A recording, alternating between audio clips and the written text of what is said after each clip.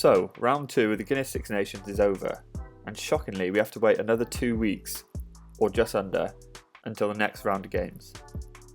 In terms of fantasy, it wasn't a good week for me. I've slipped down in my mini-leagues, which is really bad for my competitiveness. But that's what this video is for, realising the mistakes and hopefully doing better in the next round. So first of all, I got a total of 669 points, which was worse than last week. To kick it off, let's take a look at the front row. So all in all, pretty disappointing.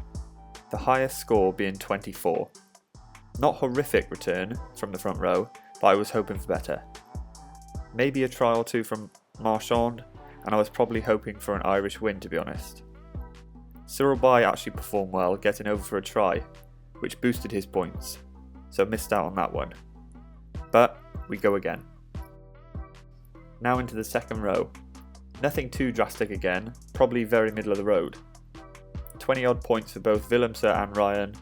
Maybe my tactic to target France versus Ireland in the front 5 didn't pay off. Will Rowlands actually had a good game for Wales, being one of the highest second row scorers. So once again, I just picked the wrong fixtures and picked the wrong players. The back row was also quite disappointing. Aldrit was the standout with 53 points. Fagerson looked to be having a decent game until he got brought off in like the 30th minute. But luckily he managed to get almost 30 points. And as for Basham, well, I probably hoped for more, seeing as though Wales actually won the game. Looking in hindsight, I probably could have spread my England players a bit more in the pack, maybe one in the front row, i.e. Jamie George, and one in the back row, but that's what hindsight's for, so we move on again. Now, my late changes at halfbacks, starting with Tui Pilotu. I thought he actually played well, until the France and England game, of course. I was going with Randall or Dupont, and then I changed my mind last minute to Tui Pilotu. I always say don't change your mind, because it doesn't work. And this is clearly shown. And as for Dan Biggar, well, I was actually happy with his score, and he probably should have got man of the match too. But of course on Sunday, Marcus Smith was a saint and scored over 100 points. Very frustrating because I was so determined on that full English backline that I just actually skipped over Smith. I had reservations with Eddie Jones bringing him off for George Ford again, like he did in the previous game. So that's 2 weeks in a row now that I've missed out on the big point players, in Villiers and now Smith. Marchant and Slade were definitely below par. I could have picked any other centres and they would have done just as well, if not better. I wanted the double centres again, as I did last week with Aki and Ringrose, but it wasn't meant to be and I missed out on another big English points elsewhere. Another disappointed pick with Jack Noll going off, having only played 20 minutes.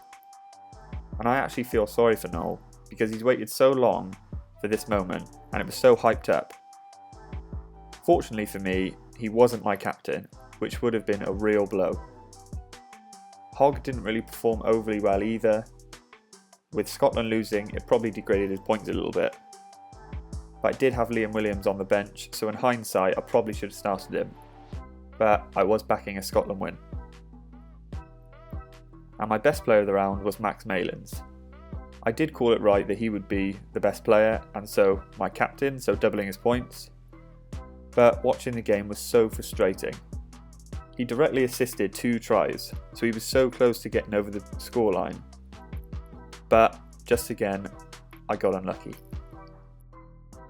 Other players that I missed out on were likes of Freddie Stewart, who scored over 80 points, Jamie George, who also scored 2 tries and was a standout hooker, Elliot Daly, who came in as an early sub for Jack Noll. As a super sub, he would have been absolutely brilliant. And also Sheehan, who came on early for Kelleher as well. But you just can't predict these early substitutions and injuries. It'd be great if we could. So all in all, not a great week for me. Let me know how you guys did, whether you copied my team or copied my team a little bit and then made some alterations like Smith and Stewart. I see some of you did that in the JG Rugby League, so well done to you. But we will be back in just under 2 weeks with another team selection for round 3. In the meantime, I'm going to post a video on who have been the standout fantasy performers so far this tournament. So if you aren't already, please subscribe to the channel and turn notifications on to not miss out. Thanks for watching once again, and I'll see you in the next one.